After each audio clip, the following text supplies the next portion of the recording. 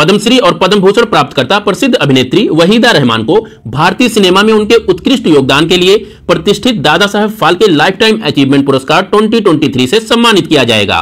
उन्होंने 1956 में देव आनंद की मुख्य भूमिका वाली फिल्म सीआईडी से हिंदी सिनेमा में पदार्पण किया था।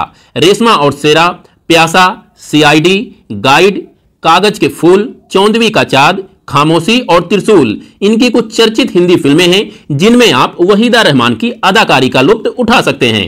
पर्यटन और हरित निवेश थीम के साथ 27 सितंबर को विश्व पर्यटन दिवस अर्थात वर्ल्ड टूरिज्म डे 2023 मनाया गया। इसी दौरान गोरखपुर में मुख्यमंत्री योगी आदित्यनाथ द्वारा उत्तर प्रदेश पर्यटन महोत्सव का भी शुभारंभ किया गया। यहां पर ध्यान दीजिएगा कि 2023 विश्व पर्यटन दिवस का आयोजक देश सऊदी अरेबिया है तथा विश्व पर्यटन दिवस प्रत्येक वर्ष 27 सितंबर को वर्ल्ड टूरिज्म ऑर्गेनाइजेशन द्वारा मनाया जाता है। यह ऑर्गेनाइजेशन यूनाइटेड नेशन का एक अंग है तथा इसकी स्थापना 1 नवंबर 1975 को की गई थी और इसका हेडक्वार्टर स्पेन की राजधानी मैड्रिड में अवस्थित है।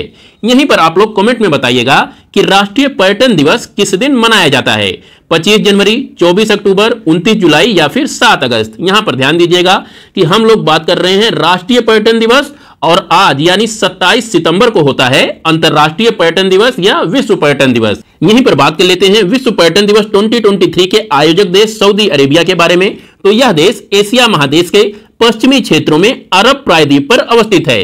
अरब प्रायद्वीप पर अवस्थित क्षेत्रफल के हिसाब से यह सबसे बड़ा देश है। इसकी राजधानी रियाद है तथा इसकी असली सीमाएं Jordan, Iraq, Kuwait, Qatar, UAE, Oman और यमन देश के साथ लगती हैं। वहीं इसके उत्तर पूर्वी क्षेत्रों में फारस की खाड़ी अवस्थित है जबकि इसके पश्चिमी क्षेत्रों में रेड सी अर्थात लाल सागर अवस्थित है। यहां के कुछ प्रमुख मरुस्थलों की अगर बात करें तो आपको यहां से 2 मरुस्थल के नाम याद रखना है। पहला मरुस्थल है नाफूद मरुस्थल और दूसरा मरुस्थल है रब अल खाली मरुस्थल। नाफूद मरुस्थल उत्तर में अवस्थित है जबकि रब अल खाली मरुस्थल सऊदी अरेबिया के दक्षिणी हिस्सों में अवस्थित है। इन दोनों मरुस्थलों को एक सक्रिय रेतीली पट्टी जोड़ती है जिसे अल दहना कॉरिडोर के नाम से जाना जाता है। अल दहना DAHNA अल दहना कॉरिडोर यह भी एक मरुस्थल है जो नाफूद मरुस्थल और रब अल खाली मरुस्थल को एक दूसरे से जोड़ता है। सऊदी अरेबिया के पश्चिमी क्षेत्रों में पर्वत श्रृंखलाएं अवस्थित हैं। इन पर्वत श्रृंखलाओं में जो इंपॉर्टेंट पर्वत श्रृंखलाएं हैं वो हैं मिदियन पर्वत श्रृंखला, जिबल अल हिजाज पर्वत श्रृंखला और जिबल अल सरावत पर्वत श्रृंखला। यहां पर ध्यान दीजिएगा कि सऊदी अरेबिया और उसके आसपास क्षेत्रों में पर्वत श्रृंखलाओं को जिबल के नाम से जाना जाता है। जिबल या जिबाल, आप इसका प्रोनाउंसिएशन कुछ भी कर सकते हैं।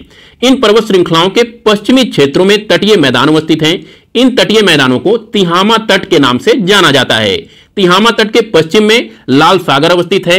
लाल सागर और इन पर्वत श्रृंखलाओं के मध्य ये सकरी तटीय पट्टी जो अवस्थित है इसे ही तिहामा तट के नाम से जाना जाता है। केंद्रीय सड़क परिवहन और राजमार्ग मंत्री नितिन गडकरी ने दिल्ली से जयपुर के बीच इलेक्ट्रिक हाईवे बनाने की घोषणा की।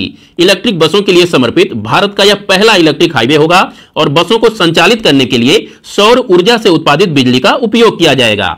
आप यहां इस इमेज में देख सकते हैं कि जिस प्रकार से बिजली से चलने वाली रेलगाड़ियां चलती हैं कुछ उसी प्रकार से इलेक्ट्रिक बसें भी चलाई जाएंगी।